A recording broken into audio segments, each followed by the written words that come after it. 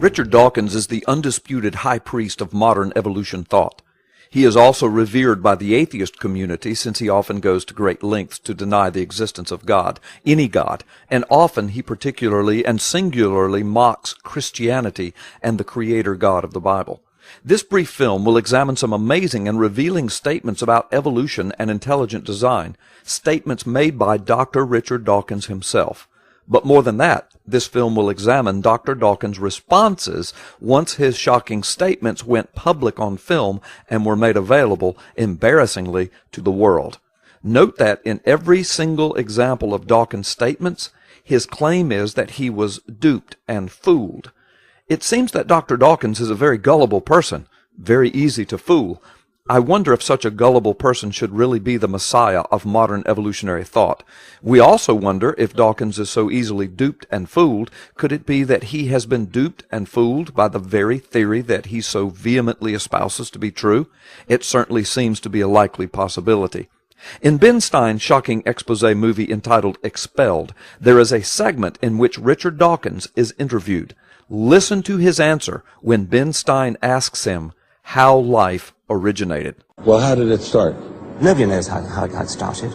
We know the kind of event that it must have been. We know the sort of event that must have happened for the origin of life. And what was that? It was the origin of the first self-replicating molecule. Right, and how did that happen? I told you we don't know. So you have no idea how it started? No, nor has anybody. Nor has anyone else.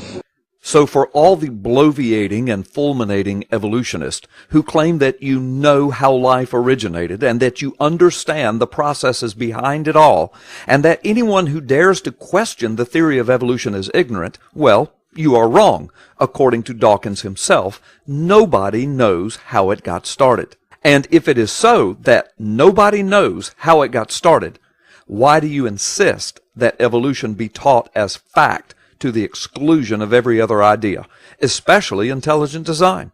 In fact, listen to what your own high priest says regarding the possibility of an intelligent designer.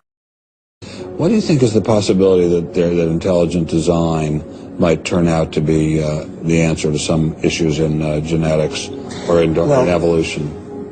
It could come about in the following way. It could be that at some earlier time, somewhere in the universe, a civilization evolved by probably some kind of Darwinian means to a very, very high level of technology and designed a form of life that they seeded onto perhaps this planet. Now, that is a possibility and an intriguing possibility. And I suppose it's possible that you might find evidence for that if you look at the details of biochemistry, molecular biology. You might find a signature of some sort of designer. Because of the complexity of the chemistry of molecular biology, you might find the signature of some sort of designer. Thank you, Dr. Dawkins. You just said what intelligent design proponents have been saying from the beginning. You object when we say it, yet you get to say it, and it is somehow magically scientific. How hypocritical, how disingenuous. Listen to what Dr. Dawkins says next about that higher intelligence.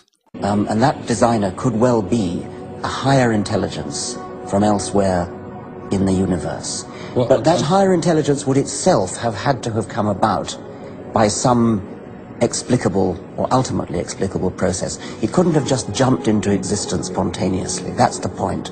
So the higher intelligence itself couldn't have just jumped into existence spontaneously. That was your point? Wow. Yet as you deny the existence of God with all of your might, you insist that everything we now see before us, over 2 million species of life, and as far as we know, only on our planet, it all started by something jumping into existence spontaneously. This is what evolution theory proposes. So the first life on Earth came about from non-life spontaneously, that is, as you say, solid truth, and it must be taught as fact. But a higher intelligence couldn't have done anything like that. Dr. Dawkins, we are beginning to smell the rat of rank hypocrisy and delusion. Listen now as Dr. Dawkins tries to explain himself to a very friendly audience. Obviously, he is embarrassed by his statements in the movie Expelled. You will not believe what you will hear next as his explanation. I, at that time, had never heard of Ben Stein, and I had been duped by a man called Mathis into taking part in a film which I thought was a serious exploration of science and religion. That's what I was told. I only much later discovered that it was a creationist front, and that I had been fooled into doing something that I would never normally have done. When I spoke to Ben Stein, I took him seriously. I thought he was, well, until the end of that interview, as you saw.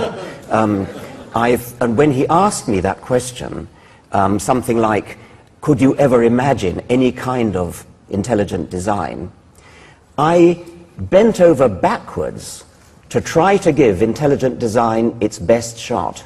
Once again, I was bending over backwards, and once again, it was a case of quote mining. The important point is that anything that could have the attributes of an intelligence, including God's, could not just happen. They would have to have come about by a gradual, incremental process. Anything that would have the attributes of intelligence could not have just happened. They would have to come about by gradual incremental processes. It seems Dr. Dawkins is talking in circles. In the beginning, he admits that there could have been an intelligent designer because of the complexity of the chemical and biological processes that we presently see. But that intelligence would have had to have come about through a process of evolution. That doesn't even make sense. It is a clear-cut case of circular reasoning. Which came first, the complex biological processes through random incremental process from which would have eventually emerged a higher intelligence, or the higher intelligence that would have had to have been involved in a complex biological process? It seems Dr. Dawkins has stepped on his own theory and crushed it under the hypocrisy of his own circular reasoning. In light of the fact that Dr. Dawkins is so easily duped by ignorant little creationists, and when he is duped, he says the most outlandish things, so much so that he has to explain and apologize to his adoring fans, one can only draw the logical conclusion that Mr. Dawkins is pretty easily duped. By holding to the inane pseudoscience of evolution, replete with its straw man arguments, it is also our contention that Mr. Dawkins has been duped by the very premise of which he is the high priest, and in so doing he is duping millions upon millions of others. Here is a word of wisdom. Stick with intelligent design. In the end, you won't have been duped.